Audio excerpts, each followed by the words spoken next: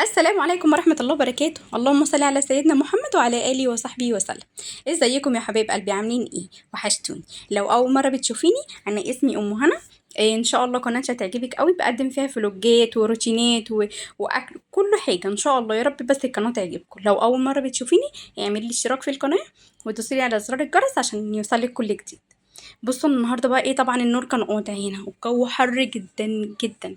انا ما كنتش بصراحه عارفه اعمل ايه، ولادي حرانين. طب نعمل ايه، رحت ايه مسكت المروحه دي وقلت انا لازم اغسلها غسله كويسه واحولها لتكييف قدامكم بكيس الملح ده والسفنجه، وهتشوفوا ان شاء الله. بصوا كيس الملح هو كل اللي هيكلفنا جنيه، كيس ملح والسفنجه. طبعا اي في بيت فيه سفنجه. بصوا هنعمل ايه اول حاجه.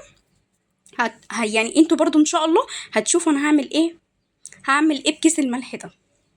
بص انا هحولها لفكره، بس بصراحه هي لما الفكره جت في دماغي قلت لازم ايه ادخل اشاركها معاكم. ما حدش بقى يقول لي يا ام هنا المروحه كانت عايزه تغسل. ما هو انا فعلا كنت سايباها عشان اعمل لكم فيديو عليها، انا كنت سايباها كده. فاهمين؟ هي كده كده بتلم. بصوا انا هتصدم اهو، هتصدم من التراب اللي في المروحه. بص اهو، اقول لكم مش هينفع، لازم نغسلها. هدخل الحمام واخد السفنجه بتاعتنا الجميله اللي احنا برضو ايه عاملين بيها الفيديو، هي وكيس الملح. هاخدها وهدخل ايه، وهدخل هغسل بتاعتي. بسم الله الرحمن الرحيم. الصاجه بتاعت المروحه، يعني هو وش المروحه هنغسلها، بس هنغسلها كويس جدا. بصوا اصلا هنا ايه، هنا كان النور جه. انا لما كنت بعمل لكم المقدمه في الاول ما كانش النور موجود، كان النور قاطع. طبعا هو بيقطع عندنا كلنا، انتوا عارفين اللي فيها. ربنا يرحمنا والله. بصوا انا هغسلها كويس بالسفنجه، مش هحط عليها صابون ولا حاجه، هي مش محتاجه. بس هغسلها بالسفنجه كويس وايه، وهطلعها بره. هنشفها بفوطه كويسه وايه، وهنبتدي بقى ان احنا نشتغل في ايه. في المروحه بتاعتنا هنعمل ايه يا معانا في المروحه، هتشوف. بصوا هنعمل ايه كده. احنا هناخد الصاجه اهو وهنطلعها ايه، وهنطلعها بره.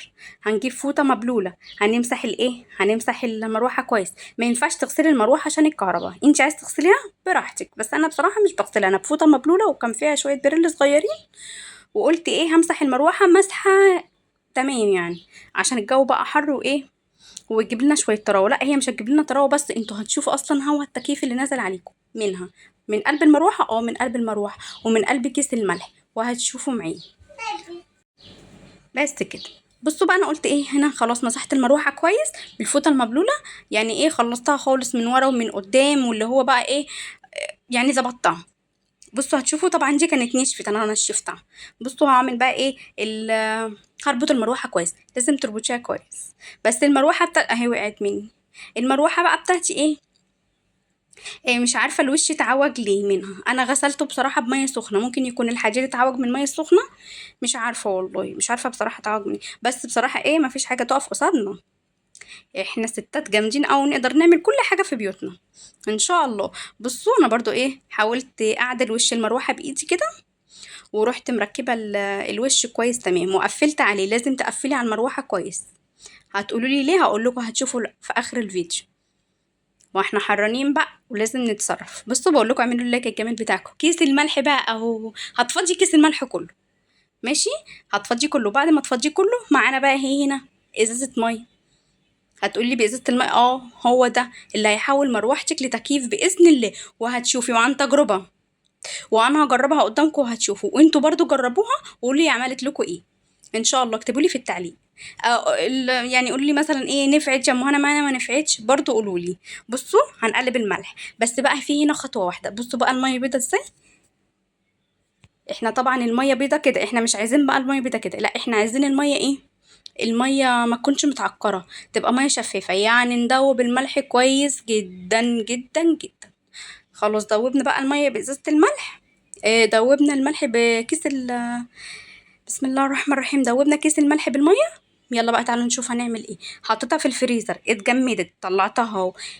طب ايه فكرة بقى يا ام هنا ان احنا حطينا كيس الملح على ازازة المية؟ الفكرة هنا ايه، الفكرة هنا ان هي الملح ما بيخليش المية المجمدة تفك بسرعة بسهولة خالص، مش بتخليها معاكي اطول وقت ممكن. فهي دي الفكرة هنا بقى. بصوا انا هنا ايه، اي قماشة عندك، اي قماشة ربطيها في المروحة من فوق وايه وثبتيها كويس. اهم حاجه تربطيها كويس. بصي الازازه انا جيت اربطها ازاي ونفعت معايا ما شاء الله. بصوا بصراحه انا عملت ازازتين، واحده كانت في الفريزر بتتلج، وواحده ايه طلعتها. قلت لا انا هستخدم واحده واحده مش الاتنين مع بعضهم عشان ما يبقاش ايه تقال على المروحه. برضو احنا لازم نحافظ على المراوح بتاعتنا. وكمان ما تسيبهاش لما تسيح قوي وتنقط عشان دي كهرباء، بحيث ان انت هتاخديها تحطيها في الفريزر وتقومي مطلعه التانية، تاخديها تحطيها في الفريزر وتقومي مطلعه التانية، كده ازازتين بس اللي هنفضل نستخدمهم. بصوا انا كده خلاص علقتها كويس. هشغل بقى الايه، المروحه. بنتي بقى هنا بتقول لي ايه، الله يا ماما ده جايبه هوا حلو قوي، بس كانت ايه من ورا الكاميرا انتوا مش شايفينها. انا بوريكم والله العظيم اول ما اشتغلت جابت شويه هوا ساقع تحفه. اهو مع ان الشقه بتاعتي كانت حر قوي. يلا كل سنه وانتوا طيبين.